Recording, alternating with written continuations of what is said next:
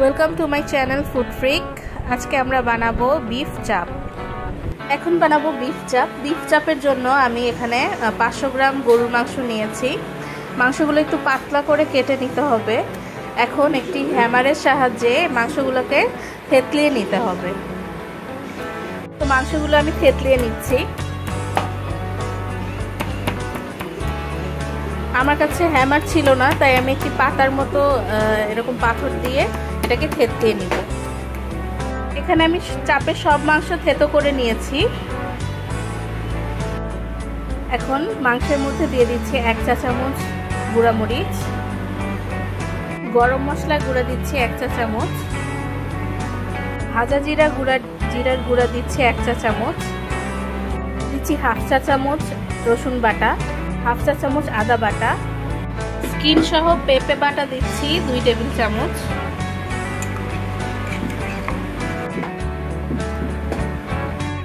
টক দই দিচ্ছি 2 টেবিল চামচ, লবণ স্বাদ মতো,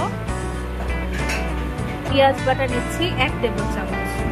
এখন সমস্ত উপকরণ ভালো মতো মিক্স করি।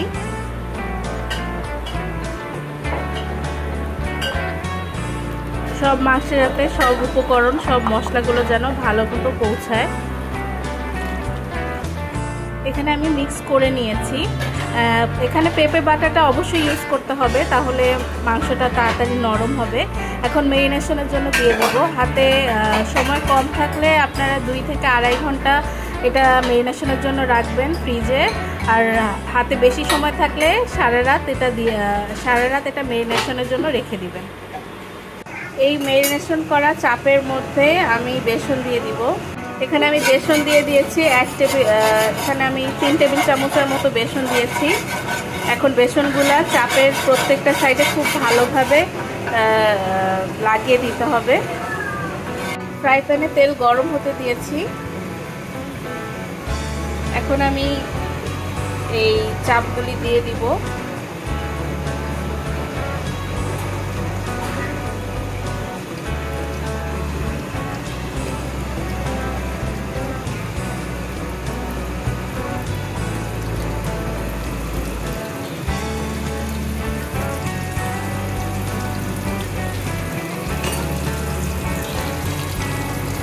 প্রত্যেক সাইড আমি 3 থেকে 4 মিনিট করে ভাজবো। এখানে আমি লুচি ভেজে নিচ্ছি, লুচি বানিয়ে নিচ্ছি। হাতে লুচি বানিয়ে এখানে আমি ভেজে নিচ্ছি। অপর পাশে উল্টিয়ে নিলাম। তো হয়ে গেছে আমার চাপ। আমি এটা লুচি আর সালাদ দিয়ে পরিবেশন করছি।